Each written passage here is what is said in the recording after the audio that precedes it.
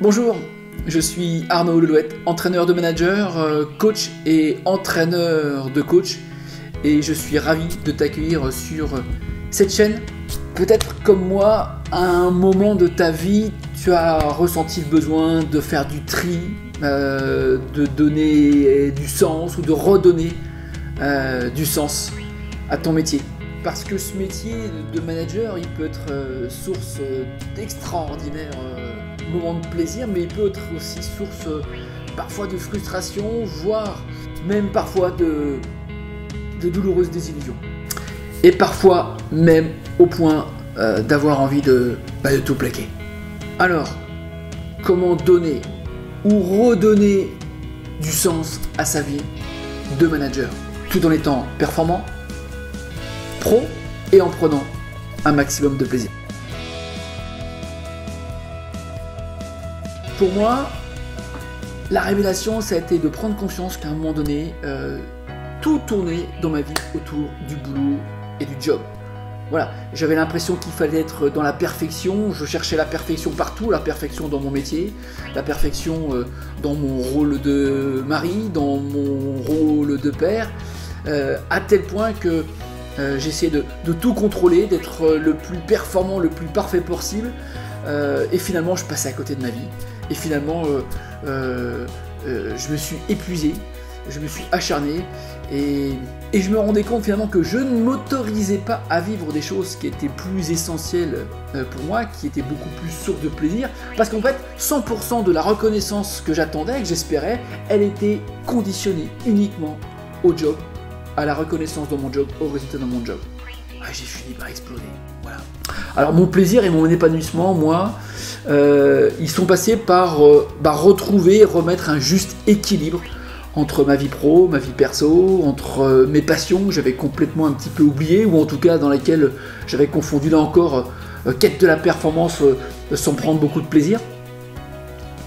Et donc j'ai rééquilibré mes différentes raisons d'être entre me remettre à faire du sport pour vivre des émotions partagées, prendre le temps de voyager avec les gens que j'aime, choisir un métier passion dans lequel je me sens investi d'une mission.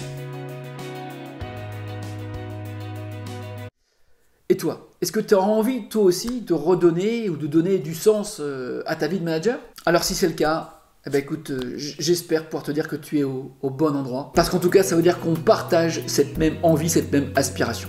Mais alors si c'est le cas, crois-moi, pour s'acheter cette liberté de pouvoir vivre avec autant de plaisir ce métier de manager, ça passe par du travail. Voilà, ça se fait pas en un claquement de doigts.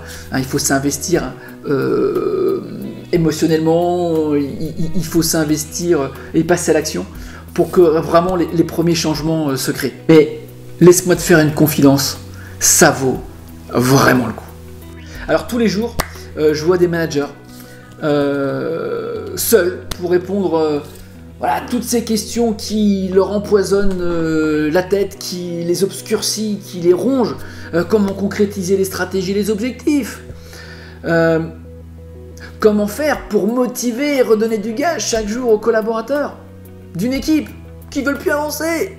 Et en plus de ça, on me demande de développer le potentiel de mes équipes, de les faire grandir, de les faire s'épanouir, qu'ils soient motivés tous les jours. Et comment moi gérer mon stress, et comment moi gérer ma fatigue, et comment gérer moi mon épuisement. Comment rester serein, ne pas céder justement à l'énervement ou parfois à l'envie de tout plaquer. Et tous les jours, je vois ces mêmes managers investis, impliqués, mais qui sont de plus en plus fatigués, de plus en plus épuisés. Certains sont à la limite du surinvestissement, du burn-out. Certains culpabilisent de ne pas être assez présents pour leur famille, pour leurs proches, pour leurs enfants.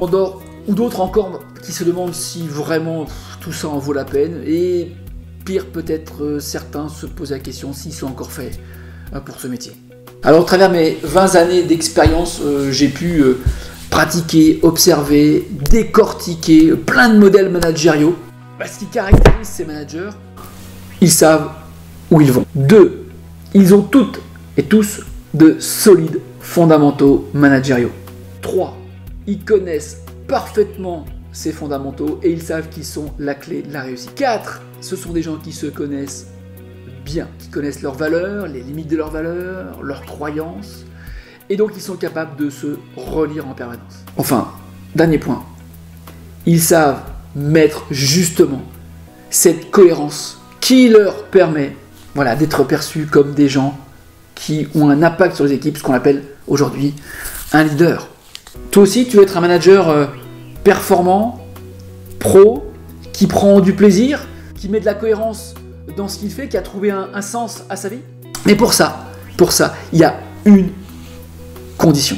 Donne-toi les moyens de réussir. Ne fais pas cette erreur que j'ai commise il y a quelques années de pensant que j'allais réussir à tout faire tout seul, à tout porter.